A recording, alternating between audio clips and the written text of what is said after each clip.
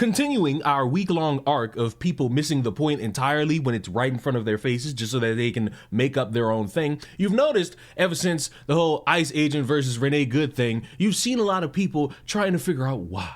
How did we get here? Why is the world so cold? How is it possible for this to happen to a woman? How did we end up in this scenario? And a smart person who's paid attention would be able to look someone like that in the eye and say, well, we had a presidential election where an entire administration promoted themselves on getting the illegals out, won, and is now, ever since January of last year, getting those illegals out. And, you know, you'd be able to map that out, figure that out, be a little mad about that if you so choose to be, and move on with your day. But no, we got to live in a little bit of speculation, a little bit of controversy, because that matters more than actually looking with your eyes and seeing and listening to what these people said that they were going to do and then do it. No.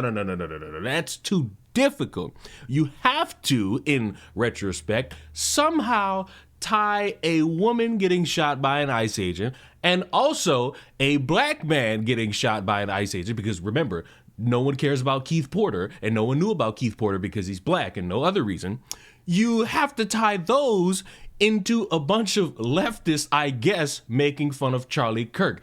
I feel like ICE is doing all this shit, and that's why I'm saying I really feel like ICE is white supremacists, Proud Boys, etc., because all that shit that happened with Charlie Kirk, we was making memes, we was laughing. It's not funny. We was, you know what I'm saying? Like, we was against it. Like, no bullshit. And we had our reasonings. But I feel like this is payback. I feel like that's the payback. That's why I feel like they didn't care about shooting Renee Good and shooting Keith Porter. Because, and many more. But, because we was laughing when, you feel me, they folks got killed. So why would they care if our folks got killed? It wouldn't make any sense in their eyes. You feel me? But I'm really thinking that this is Charlie Kirk motivated, because I'm telling you, they finally got a little bit of power, and then this happened directly after it. They let this shit build up. They recruited their team, and then out of nowhere, these motherfuckers are doing everything in their power to not only deport minorities, black and brown people, but they're shooting our people. I just really feel like this is payback. No bullshit. Ignoring the fact that an entire administration promoted what they were going to do and is now doing it. Ignoring the fact that none of you actually care about Keith Porter because you want to make it seem like a race thing, even though you don't know the full context of the story, because as it keeps coming out, Keith Porter looks like the guy who should not be someone people champion as like this victim. You should look at him as a dumbass, and yet we still gotta bring it back to Charlie Kirk. Listen, I understand Charlie Kirk was a significant moment in time, but if I were to believe this makeshift theory of ICE only doing this because everybody was a fan of Charlie Kirk and they're mad at all these evil leftists for laughing and making fun of him, why the fuck haven't they deported Candace Owens back to Africa? Because at some fucking point, everybody gonna have to come to grips with that, and I can't wait for the day. But we can't sit here and act as if one equals the other, because at no point was anybody really thinking about Charlie Kirk during the time of illegal immigrants being deported. You made up this one random thing because you're trying to rationalize some version of history that makes you feel better about what's going on. No, you're scared, you're concerned, you're a little bit disturbed, and that's okay. But to sit here and quantify it with, because I like this meme about Charlie Kirk, because I made fun of Charlie Kirk dying, it now means all the abuelitas and the taco stands are getting deported. No! We are on our own. So what are you going to do about it? I acknowledge the difficulty of a city standing up to the federal government, but that should only inspire our creativity.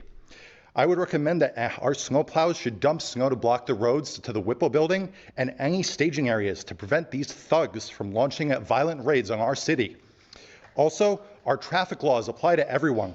Minneapolis officers should be ordered to keep our streets safe by ticketing anyone going 31 and a 30, using a cell phone while driving, or not wearing a seatbelt. Make it personally expensive for anyone who comes here to attack our community. Every moment ICE is delayed will mean the difference between our rights not being trampled on, families being together at the end of the day, and our neighbors not being murdered. If officers refuse to do this or look the other way, they should be reprimanded and fired for abandoning our city.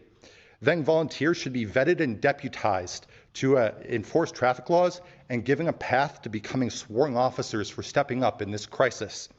The actions of ICE is what the Gestapo looks like in the 21st century. They are here in our city.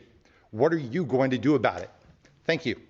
I get the need to perform for the camera and act as if you're so mysterious with your wordplay or your actions and making it seem like what you're doing will lead to some sort of breaking revelation.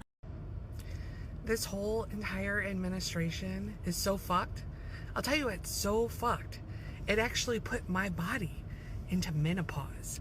I am so thoroughly repulsed by fucking Donald Trump and all of his cronies, and they literally threw my body into menopause. It's like in Twilight when the vampires come around and more wolves start turning. They are literally turning American women into women going through menopause because we are so fucking repulsed by you incels. Fuck you. Fuck Donald Trump. Fuck everyone who follows him. You all are disgusting fucking pigs.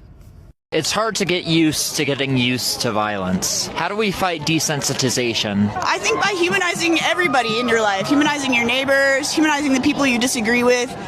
Every single life is valuable. I mean, I guess except for ICE's like agents, but and Denver Police Department. But aside from that, we have to humanize each other. We have to care for each other. That woman was a mother.